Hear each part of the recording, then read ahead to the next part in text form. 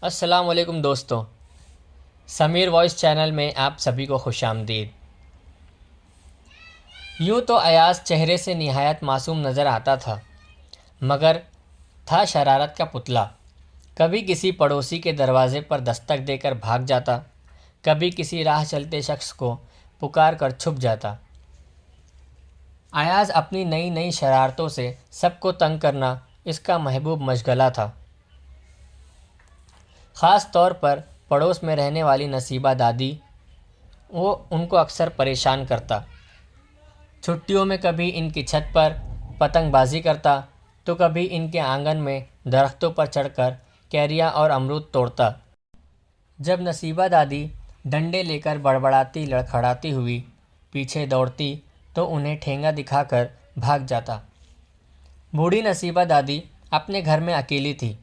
ان کے شوہر کا انتقال ہوئے مدت ہو چکی تھی۔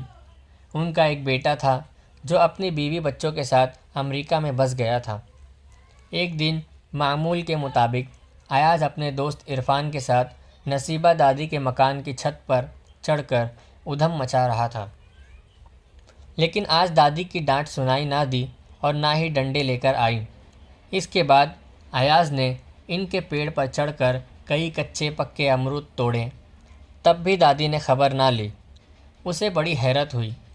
اچانک اس کی نظر صدر دروازے کی طرف اڑ گئی، جہاں صبح کا اخبار اور دودھ کی بوتل ویسے ہی رکھے ہوئے تھے۔ اسے خیال آیا دادی کہیں باہر تو نہیں گئی، مگر باہر جاتی تو صدر دروازے پر قفل پڑا ہوتا، تو پھر یقیناً کچھ گڑبڑ ہے۔ اس نے اپنے دوست عرفان سے کہا، آج دادی کی آواز نہیں آئی، شاید وہ گھر میں نہیں، تم یہیں ٹھہرو، میں ابھی معلوم کر کے آتا ہوں۔ ایاز مکان کے پیچھے پہنچا۔ پچھلا دروازہ اندر سے بند تھا۔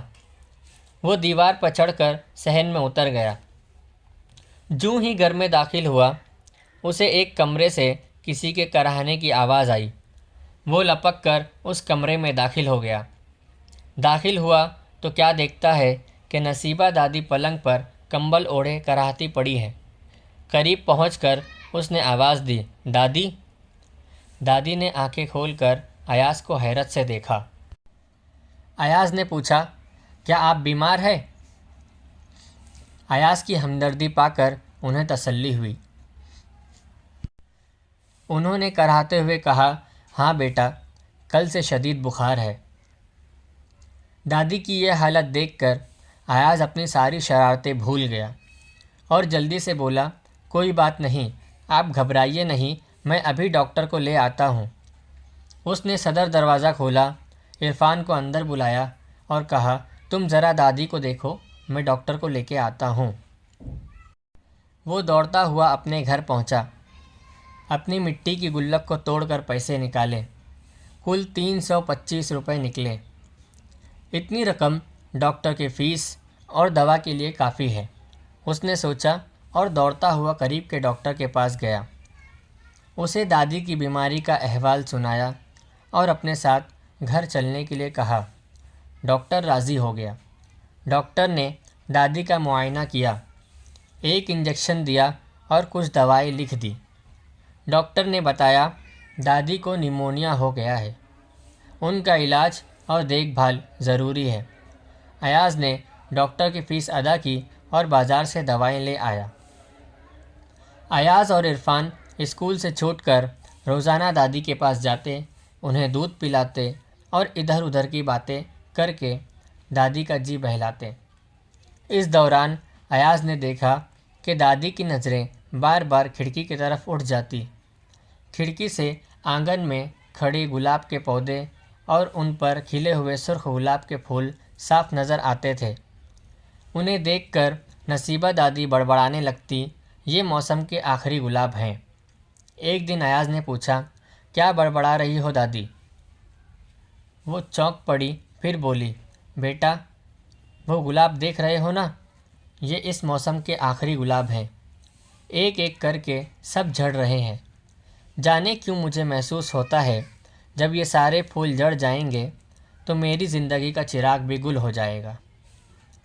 ایسا مت کہیے دادی، آپ اچھی ہو جائیں گی، ایاز نے تسلی دی۔ آپ کو وہم ہو گیا ہے دادی، آپ ایسا کیوں سوچتی ہیں؟ عرفان نے لقمہ دیا۔ ایاز اور عرفان اگرچہ دادی کی دلجوئی میں لگے ہوئے تھے، لیکن ایاز کچھ سوچ رہا تھا۔ اس کی نظریں بار بار ان سرخ گلابوں کی طرف اٹھ جاتی، واقعی ایک ایک کر کے پھول جڑ رہے تھے۔ نصیبہ دادی روزانہ گلاب کے پھولوں کو حسرت سے دیکھتی رہتی۔ دونوں بچے اپنی معصوم باتوں سے ان کے وہم کو دور کرنے کی کوشش کرتے، مگر دادی کی مایوسی بڑھتی جا رہی تھی۔ آخر کار ایک پودے پر جب آخری گلاب رہ گیا، تب ایاز نے کہا، دیکھیے دادی، اس پھول کے جھڑنے تک آپ ٹھیک ہو جائیں گی۔ ہم نے اللہ تعالیٰ سے خوب دعا مانگی ہے۔ بچوں کی محبت بھری باتیں سن کر دادی کا دل بھر آیا۔ جذبات کے مارے وہ کچھ کہہ نہ سکی۔ روزانہ صبح دادی کھڑکی پر نظر ڈالتی تو اس آخری گلاب کو مسکراتا ہوا پاتی۔ اس مسکراتے ہوئے پھول کو دیکھ کر دادی کے بجھے ہوئے دل میں جینے کی امنگ جاگنے لگی۔ دھیرے دھیرے ان کی طبیعت ٹھیک ہونے لگی۔ وہ سرخ گلاب مسکرا کر ان کا حوصلہ بڑھاتا اور دونوں بچوں کی پیار بھری باتیں ان کا دل بہلاتی۔ دادی جلدی ہی صحت یاب ہو گئیں۔ ایک دن صبح نصیبہ دادی اٹھ کر لکڑی ٹیکتے ہوئے باغ میں گئی تاکہ اس گلاب کا شکریہ ادا کر سکیں جس نے انہیں جینے کا حوصلہ دیا تھا۔ مگر یہ کیا، انہوں نے قریب پہنچ کر دیکھا کہ وہ تو پلاسٹک کا نکلی گلاب تھا جسے بڑی صفائی کے ساتھ شاخ پر اس طرح باندھا گیا تھا کہ دور سے بالکل اصلی لگتا تھا۔ دادی سمجھ گئی کہ یہ ایاز کی شرارت ہے، مگر کیسی انوکھی اور پیاری شرارت! ان کا دل جذبات سے بھر گیا۔ آنکھوں میں تشکر کے آنسو امنڈ آئے اور ہونٹوں پر ایک شفیق مسکراہٹ کھیلنے لگی۔